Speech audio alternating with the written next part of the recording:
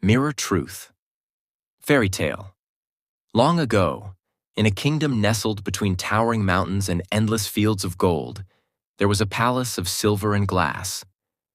Within its grand halls, hidden away in a forgotten chamber, stood a mirror unlike any other.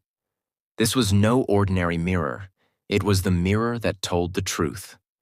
Legends spoke of its power. Unlike other mirrors, which merely reflected the world as it appeared, this one revealed things as they truly were. It saw through disguises, unraveled lies, and exposed even the deepest secrets of the soul.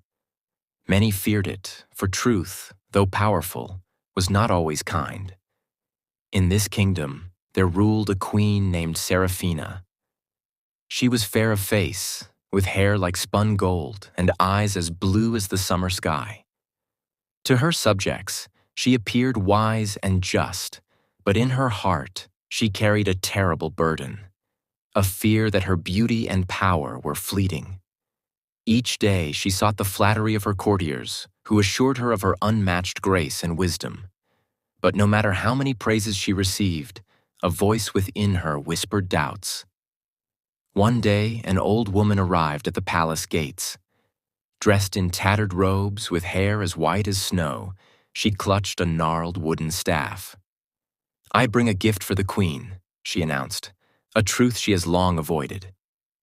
Curious but wary, Seraphina allowed the woman inside. The stranger bowed low and spoke.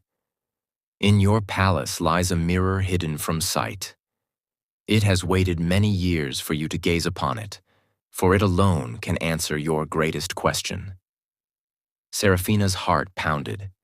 She had heard whispers of a forgotten mirror buried within the palace walls, but she had never sought it out. Now her curiosity burned brighter than her fear. "Take me to it," she commanded. Through winding corridors and down forgotten staircases, the old woman led the queen to a dimly lit chamber. There, draped in thick velvet, stood the mirror. The frame was carved from silver, etched with symbols older than the kingdom itself. The surface was dark, as though holding a depth beyond sight. "Ask what you most desire to know," the woman said, stepping aside. Seraphina hesitated. Then, taking a deep breath, she pulled back the cloth and stood before the mirror.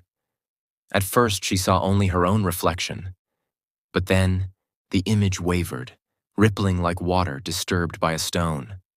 The beautiful queen she had always known faded away, replaced by a woman who was still regal but weary. Her beauty had softened with time, but her eyes held something else. Pride, yes, but also doubt, loneliness, and longing. The mirror whispered, "This is who you are. Not the illusion your courtiers weave, nor the fear that grips your heart. You are more than a crown and a face. But tell me, Seraphina, do you wish to see what lies beyond?" Tears pricked the queen's eyes. "Beyond?" The mirror darkened, and a new vision appeared. She saw her kingdom, not as it was presented to her in carefully curated reports, but as it truly was.